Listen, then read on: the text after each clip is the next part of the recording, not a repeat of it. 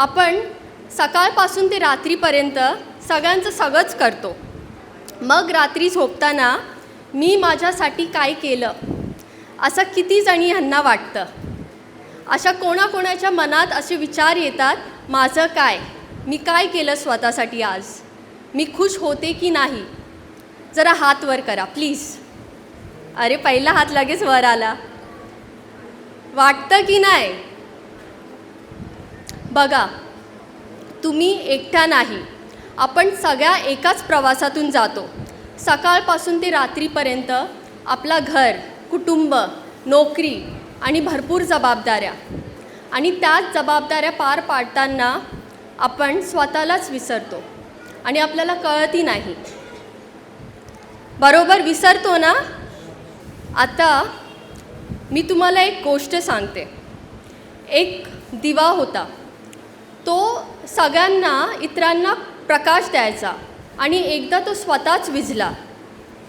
आता मला सांगा, अंधार फक्त दिव्याचं झालं का? नाही, अंधकार संपूर्ण घराचं झालं. तसंच आपण महिला आहोत. जर आपण स्वतःच थकलो, स्वतःच विझलो, तर आपलं घर कसं उजळणार?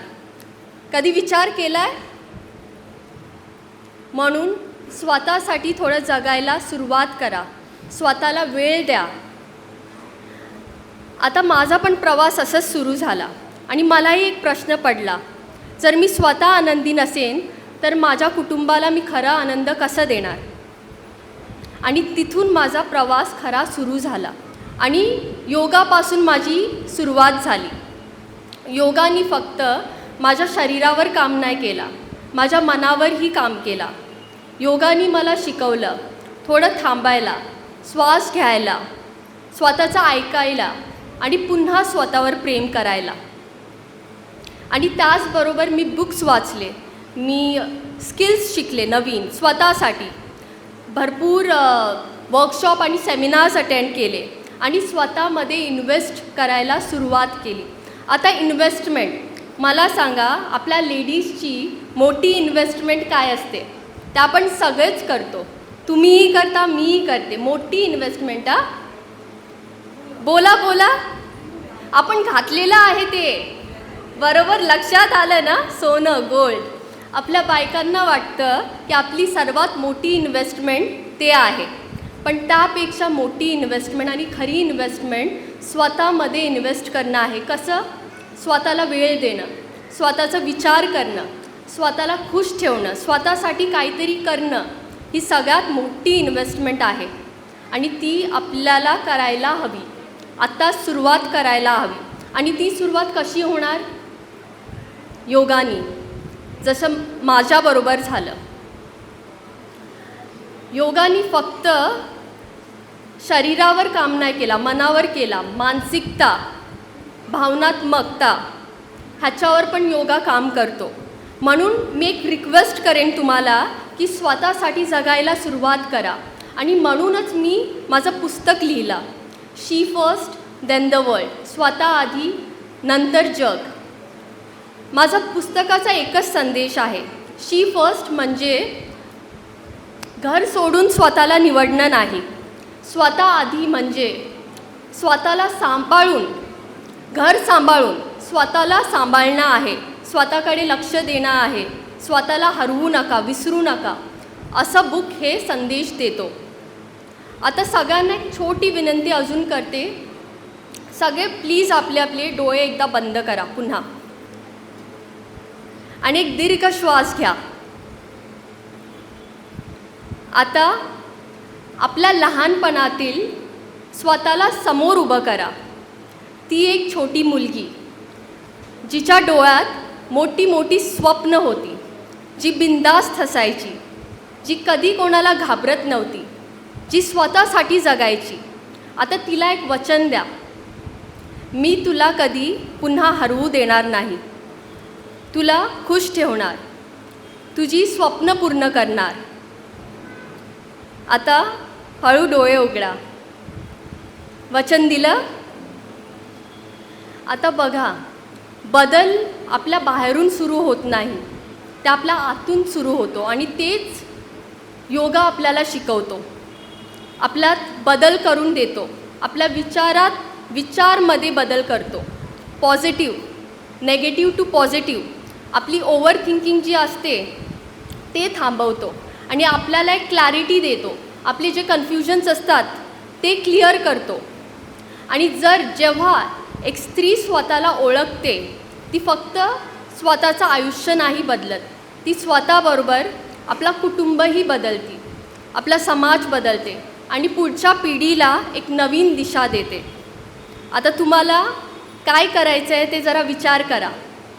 पुढच्या पिढीला, तुमच्या कुटुंबाला एक नवीन दिशा द्यायची आहे की नाही, बदलायचं आहे की नाही. मग त्यासाठी आधी कोणाला बदलायला लागणार आहे? स्वतःला. कसं? फक्त रोजचे 15 मिनटं, फक्त 15 मिनटापासून सुरुवात करा तुम्ही. मी जास्त काही बदलायला सांगत नाही आणि मी तुम्हाला इथे बदलायलाही आली नाही आहे. फक्त स्वतःला 15 मिनटं द्यायला सुरुवात करा. त्या 15 मिनटात तुम्ही चाला, वाचा किंवा शांत बसा, पण स्वतःला वेळ द्या, स्वतःबरोबर राहा. कारण की हे तुमचे 15 मिनटं तुमचं पूर्ण आयुष्य बदलू शकतात, गॅरंटी आहे. फक्त थोडा वेळ द्या स्वतःला. आणि स्त्री शक्ती आपल्याला बाहेरून कधीच मिळत नाही. ती प्रत्येक स्त्रीमध्ये आधीपासूनच आपल्या आतमध्ये असते आणि तेच आपल्याला ओळखायचं आहे. आणि ते कसं ओळखणार? योगा. परत योगा एक माध्यम आहे. जसं माझ्यात बदल झाला आहे माझ्या विचारांमध्ये, तसं तुमच्यात पण होऊ शकतो. फक्त एक पाऊल, 15 मिनटासाठी एक पाऊल तुम्हाला स्वतःसाठी उचलायचं आहे. आता किती जणे हे मला प्रॉमिस करतात, स्वतःला प्रॉमिस केलं आहे की आपण स्वतःसाठी काहीतरी करू, एक पाऊल उचलणार? आता मी तर माझी जर्नी तुम्हाला सांगितली. अजून एक मोठा एक्झाम्पल देते. आपल्या महापौर मॅडम मिसेस सुजाताताई पाटील.